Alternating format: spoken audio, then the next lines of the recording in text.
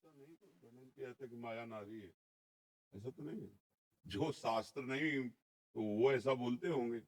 बकाया जो माया का स्वरूप वर्णन किया गया है वो स्थूल शरीर और सूक्ष्म शरीर जिसमें मन बुद्धि चित्त अहंकार ये और जो कारण शरीर स्वभाव, ये सब माया के अंतर्गत। माया का स्त्री केवल माया है ऐसा शब्द तो ऐसे ही गांव भाषा में कहते हैं, शास्त्रीय भाषा में ऐसा नहीं कहा गया। पुरुष नपुंसक नारीवा जीव चराचर कोय सर्व भाव भज कपट तज मोह पर। अगर स्त्री ही माया शास्त्रों में वर्णन होती तो मीरा जी, रत्नावती जी और बड़ी बड़ी महामहिम जो संत हुई हैं, फिर इनकी महिमा हम क्यों गाते? माया की महिमा गाएंगे क्या? सब उन संतों से कहीं कोई कम नहीं है, चाहे बच्चा संत बने, चाहे स्त्री संत बने, चाहे पुरुष। जो भजन कर रहा है वो सब महामहिम भगवान का है। माया का मतलब है जहां शास्त्र में वर्णन है, मैं और मोर तोर तय माया जे बस कीने जीव। यहां देखो स्त्री पुरुष शब्द आया क्या? यहां मैं और मोर तोर तय माया जे बस कीने जीव निकाया। और फिर गो गोचर जहां लघु मनु जाई सो सब माया। महाराज जी एक जगह और सुनने में आता है औरत को नरक का द्वार भी कहा जाता है। महाराज जी ये कथन भी औरत को नरक का द्वार नहीं कहा जाता, औरत को भोग बुद्धि से देखना नरक का द्वार है। समझ रहे? औरत का स्वरूप जो है वो हमारी माँ भी औरत है। अगर स्त्री स्वरूप है तो माँ भी है, मेरी बहन भी है, मेरी पुत्री भी है। भगवान कह रहे, भगवान की बात समझना। त्रिविधम नरकस्येदम द्वारम नाशन मात्मना कामा क्रोधा तथा लोभा तस्मा देत्यम तजेत। ये तीन नरक के द्वार हैं, काम क्रोध लोभ। इसमें ना स्त्री वर्णन है पुरुष वर्णन है। अब जहां शास्त्रों में वर्णन है कि तुम नरक स्वरूप देखो, किसको? सन्यासी बैरागी को।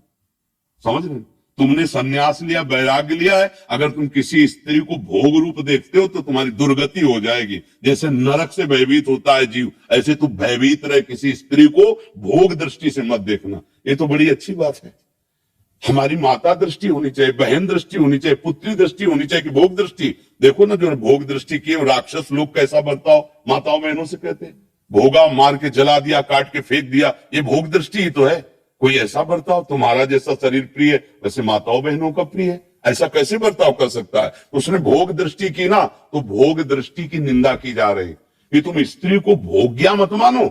ये इन्हीं से हम लोग पैदा हुए हैं, आकाश से थोड़ी पैदा हुई। यही माताएं हैं, इन्हीं से बड़े बड़े बलवान बुद्धिमान राजा महाराजा ऋषि मुनि सब इन्हीं से उपजते हैं। इनको भोग नरक का आ जाएगा तो हम सब नरक ही तो है ना, हम सब फिर नरक हुए ना, क्योंकि पैदा तो इन्हीं से हुई है ना। कोई भी महात्मा आकाश से थोड़ी उतरा है, माते से तो पैदा हुआ है, तो वो माता आप ही लोगों में तो होती है। किसी भी माता से, अच्छा कोई ऊपर से नीचे तक चाहे लोक में देख लो या परलोक में, जननी के सिवा अगर भगवान नारायण तो लक्ष्मी जी बगले में है, महादेव तो अंबा जी पासे में बैठी हुई, इनके बिना सत्ता ही नहीं है। शक्ति के बिना अगर वो मात्रा ऐसे न चढ़े शक्ति की तो शिव को क्या बोलोगे? सौ। ये शक्ति ही शिव है।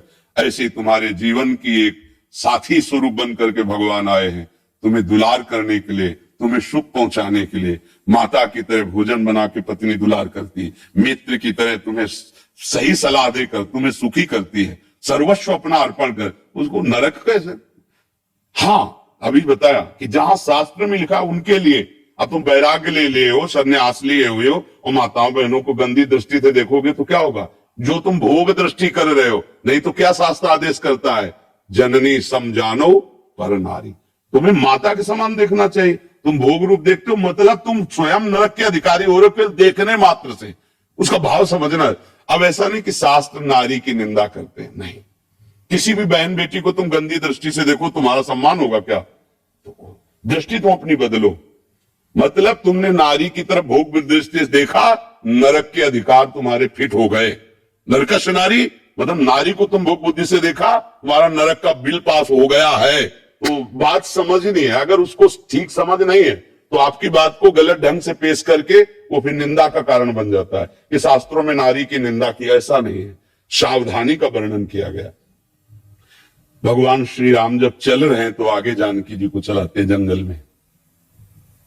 अगर घर परिवार में कहीं अंदर है तो आगे पति और पीछे पत्नी, लेकिन अगर जंगल है, भयावह स्थिति, तो आगे पत्नी, पीछे सुदृढ़ उसकी रक्षा के लिए चल रहे। मतलब भाव को समझना है। जैसे कहा जाता है माताओं बहनों के लिए सुरक्षा अति आवश्यक है, आवश्यक है। शास्त्रों में जो कहा गया है कि उद्याने च मद्यपाने च राजद्वारे पितागृहे बिना अज्ञान गंतव्यम वरयाचति वरांगना, वो ब्याह के समय कहा जाता है कि किसी जंगल में बगीचे में कभी अकेले मत घूमना, पति को साथ लेकर ही जाना। जहां कोई मदिरा पिए बैठे हो, गंदे लोग बैठे हो, वहां से अकेले मत जाना, किसी को साथ ले लेना। कभी राज दरबार में अकेले मत जाना, किसी को साथ लेना। ये सब शास्त्र सुरक्षा के लिए, वो कमजोर या निंदास्पद बात नहीं कह रहे, सुरक्षा की। मतलब आप पढ़े लिखे हो, बहुत बढ़िया है, लेकिन 4 लोग गंदी वृत्ति वाले मिल गए, अब आपको सहयोग की जरूरत है। आपका स्त्री शरीर, तो इसीलिए कहा गया कि पति के आज्ञानुसार या 2-4 व्यवस्थित ऐसे चलना। अब उसको अगर हम अवहेलना में लेके, भाई नारी भी स्वतंत्र होनी चाहिए। हाँ, पढ़ने लिखने में स्वतंत्र हो, खाओ पियो स्वतंत्र हो, खूब घूमो फिरो अपने परिवार के साथ स्वतंत्र हो। तो इसीलिए जो शास्त्रों में सावधानियां वर्णन वो गलत नहीं है, उनका अर्थ गलत करके आपको बताया जाए तो आपको लगेगा कि शास्त्रों में नारी की निंदा की जा रही। ऐसा नहीं है, पूरे शास्त्रों को भगवत कृपा से जहां तक पढ़े। अब जैसे पुरुषों में सब ईमानदार थोड़ी होते हैं, ऐसे माताओं बहनों में सब अपने धर्म से चलने वाले थोड़ी होते हैं। तो जहां कहीं आपके आचरण गलत हो रहे हैं तो आपको डांट लगाएगा शास्त्र, और पुरुष को लग रहा है तो उसको डांट लगाएगा। अब वो सार्वजनिक नहीं है, वो सार्वजनिक सिद्धांत जब पढ़ोगे तो उसमें अलग होगा।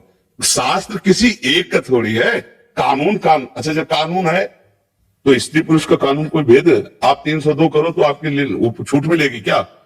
अगर फांसी की सजा है तो तुमको भी चढ़ा दिया जाएगा, भी आजीवन सजा तो तुमको भी मिल जाएगी यदि वयस्क हो। ऐसे इस शास्त्र का कानून है। तो इसलिए कभी ऐसा न सोचे कि शास्त्र मनमानी लिखे, कहीं भी संशय हो कभी भी आकर बात कर ली जाए। शास्त्र का ज्ञान होना चाहिए। अब मतलब कहा क्या जा रहा है उसको समझा जाए।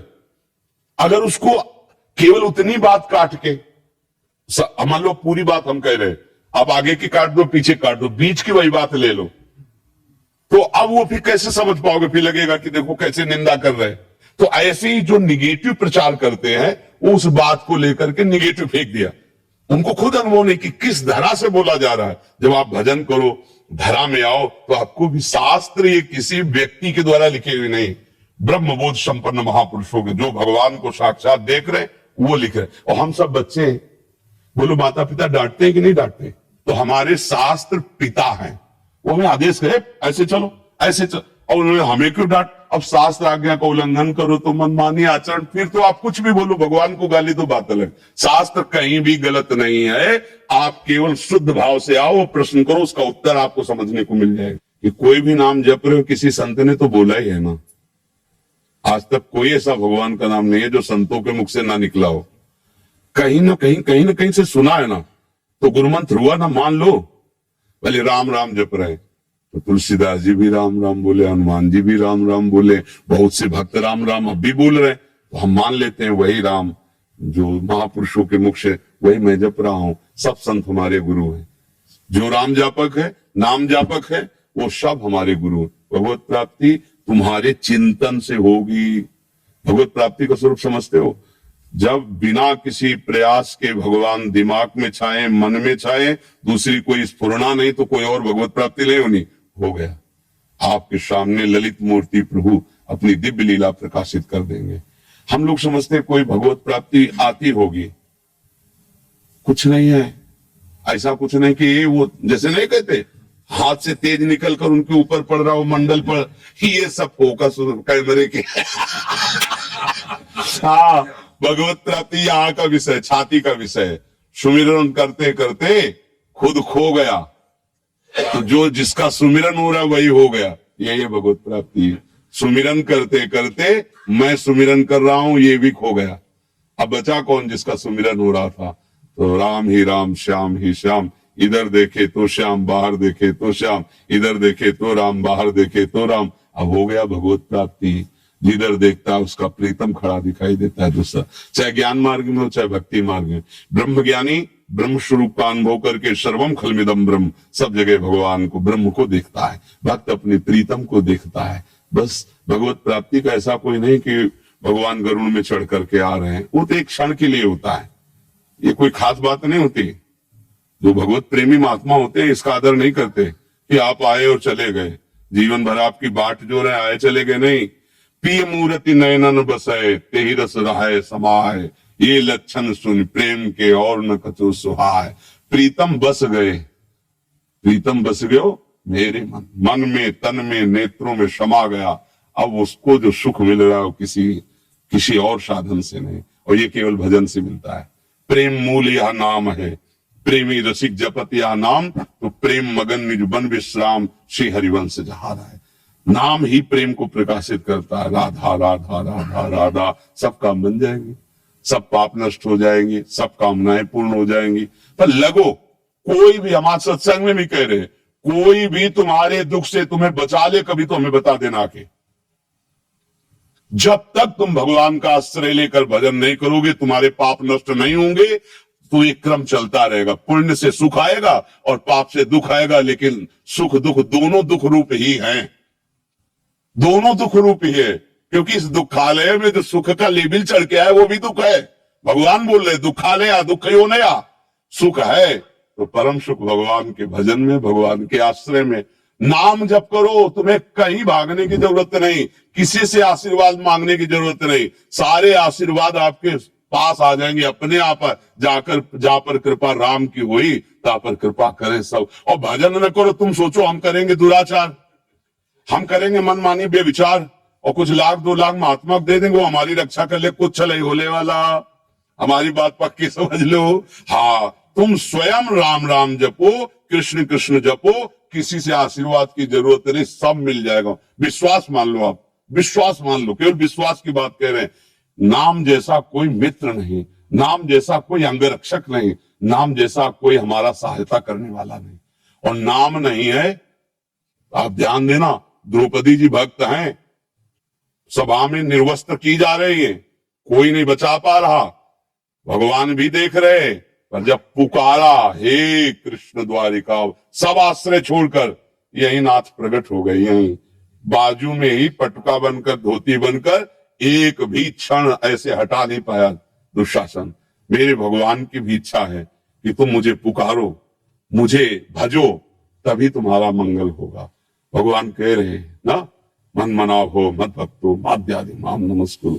ये सब बहुत चिड़चिड़ापन पैदा होता है कि लोग श्रद्धा करके संतों के पास जाते हैं, भैया पैसे लगाए, किराया और भाव करके आप आए, आप नहीं समझ रहे हो कि तुम्हारा कल्याण किससे होगा, तुम्हारा मंगल किससे होगा। सच्ची मानना, कोई किसी के कष्ट को निवारण कर सकता है तो फिर वो कभी कष्ट में पड़े ही ना। आप विचार करके देखो, जीवन हुआ है, कभी किसी को ऐसे दर्द दिया हो पता नहीं, पर भयानक दर्द है, दोनों किडनी खराब है, डायलिसिस होता है, क्या पूर्व में पाप है, जकड़ लिया है, आकर के अपना भोग भुगा रहा है।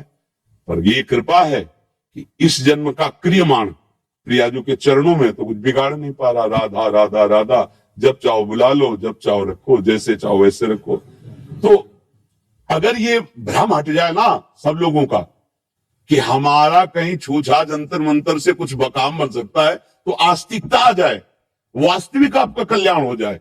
पर भागे घूम रहे, तेरे दरवाजे आकर महात्मा तेरे को आशीर्वाद दे के जाएंगे, केवल तू नाम जप कर, गले पड़कर आशीर्वाद दे जाएंगे, कुछ लेंगे नहीं, गले पर तू ये ले ले बेटा, मेरा आशीर्वाद ले ले, देने आएंगे। केवल मैं तुम्हें कृत्य करने आया हूं, बस जा रहा हूं, मुझे कुछ नहीं चाहिए, मैं भगवान के द्वारा प्रेरित हूं, तुम भजन करते जाओ, तुम्हारा मंगल हो।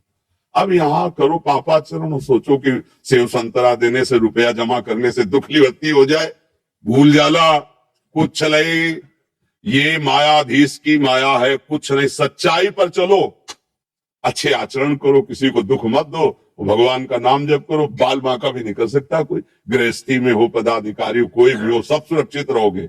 अंगरक्षक सुरक्षित नहीं रख सकता, वो हर समय मतलब दिल फेल हो रहा है, रक्षा क्या करे, लेकिन नाम चल रहा है और वो रक्षा करना चाहता है, तो धड़कन को कब नहीं होने देगा है हर का।